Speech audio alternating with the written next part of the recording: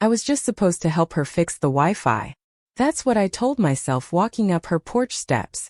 Laura had messaged me casually the day before, saying her internet was acting up again. I lived across the street, mid-20s, and had helped her a couple of times before. Nothing major, just a few tech issues here and there. She was always polite, always grateful, and I never really thought much of it until that day. The door opened before I even knocked. She stood there in a loose robe tied around her waist, hair slightly damp, and this half-smile on her lips like she knew something I didn't. "Hey, glad you could make it," she said. I stepped inside, and the smell of cinnamon and something warm hit me. The place was quiet except for soft music playing in the background. I glanced around and noticed 2 wine glasses on the counter. One was half full. She caught my eye and raised an eyebrow. "Hope you don't mind a little wine while we work," she said. I laughed it off, pretending like it didn't catch me off guard. "Not at all," I replied, already aware that this visit wasn't going to be like the others. We sat close by the router as I fiddled with a few settings. She leaned over a little more than necessary, brushing against me slightly each time she pointed something out. Her voice was calm, but her tone had changed. It was softer, more curious. "You always so helpful to your neighbors?" she asked. "Only the ones who offer wine," I said without thinking. She laughed, not just amused but lingering in that moment. I could feel something shift. The way she looked at me wasn't friendly anymore. It was direct, searching. Her eyes didn't flinch. "You ever think about what it means to be wanted?" she asked suddenly, almost as if testing the words. I paused, unsure if I misheard her. But she was serious, waiting. I gave some vague answer about how everyone wants to feel needed sometimes. She didn't respond right away. Instead, she stood, walked toward the kitchen, and topped off her glass. She offered me the second one without saying a word. I took it.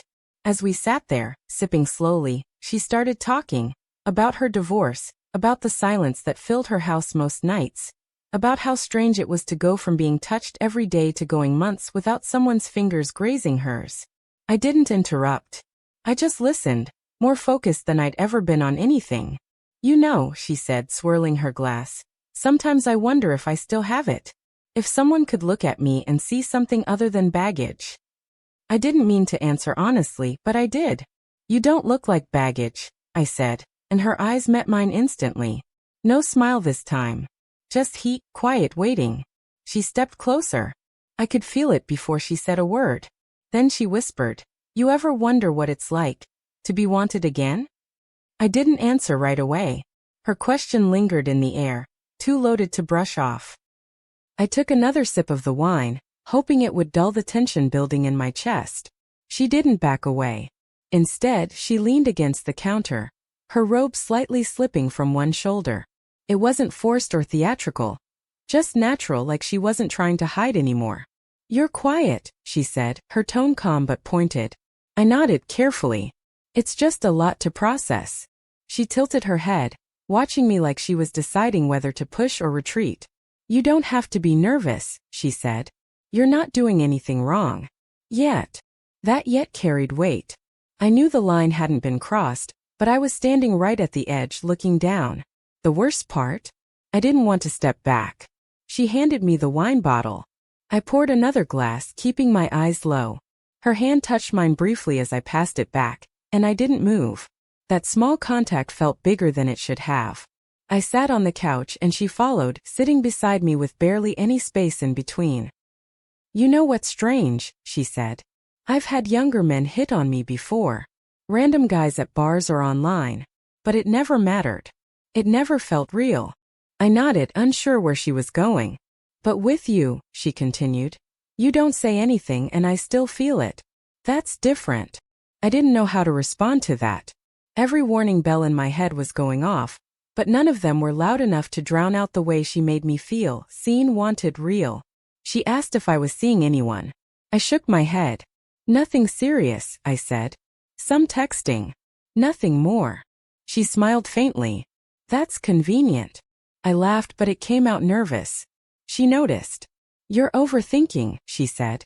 "You don't need to fix anything tonight. You're not here to solve a problem." I looked at her and she looked right back. No cham, no hesitaschen. Just honesty. Why me? I asked because I needed to know. She paused before answering. Because when you talk to me, you don't look through me. You listen.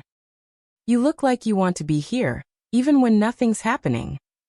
Her fingers touched mine again, this time slower, lingering. That's rare. And I'm tired of pretending I don't need it. I didn't pull away. I couldn't. There was no pretending left between us. Every word, every gesture, was moving toward something that felt inevitable. She shifted her weight slightly, her thigh brushing against mine. It wasn't an accident.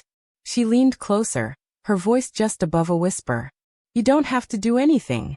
But I want to know how you feel. My voice felt stuck in my throat. I met her eyes, felt everything tighten inside me, then said, I feel like if I leave now, I'll regret it. Her lips parted and she whispered, then don't. The silence that followed her words wasn't empty. It was loaded, thick, electric. I moved closer, not thinking, not calculating, just following the pull that had been building since I walked through her door.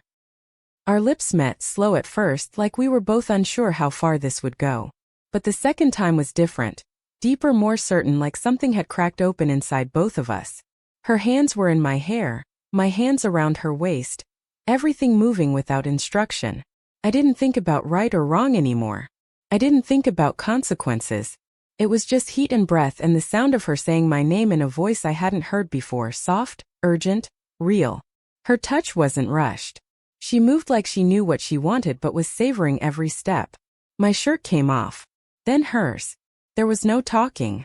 Just the sound of skin brushing skin, the creak of the couch beneath us, the weight of the moment pressing down. I caught glimpses of her. Flushed skin, parted lips, the way her chest rose and fell like she was holding back emotion more than desire. This wasn't some casual thrill for her. And for me it wasn't just lust. It was escape. Release. It was the first time in months I felt like I was fully present with someone. She pulled me closer, fingers digging into my back like she was afraid I'd disappear. My hands traced the outline of her back, her hips, memorizing every inch like I'd never get the chance again. Our rhythm found itself, slow and heavy, like time had stretched out and nothing else mattered outside that room. We didn't say much. Just a few words between breaths. Don't stop. I missed this. You feel like home.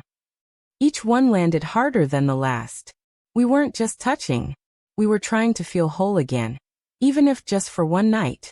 I looked at her, really looked at her, and saw something that made my chest tighten. Vulnerability. Not just physical, but emotional. She wasn't using me. She wasn't playing a game. She was letting herself be seen after being invisible for so long. And that realization hit harder than any guilt. Because I wasn't just giving in. I was choosing this, choosing her. We moved together until everything else disappeared. No past, no future, just this moment, this need, this fire. After we stayed close, skin against skin, bodies still tangled. Neither of us rushed to speak. The only sound was our breathing slowly falling into sync. I looked at the ceiling, heart still pounding, mind racing but blank. She rested her head on my chest, her fingers tracing lines across my skin. Not possessive, just present.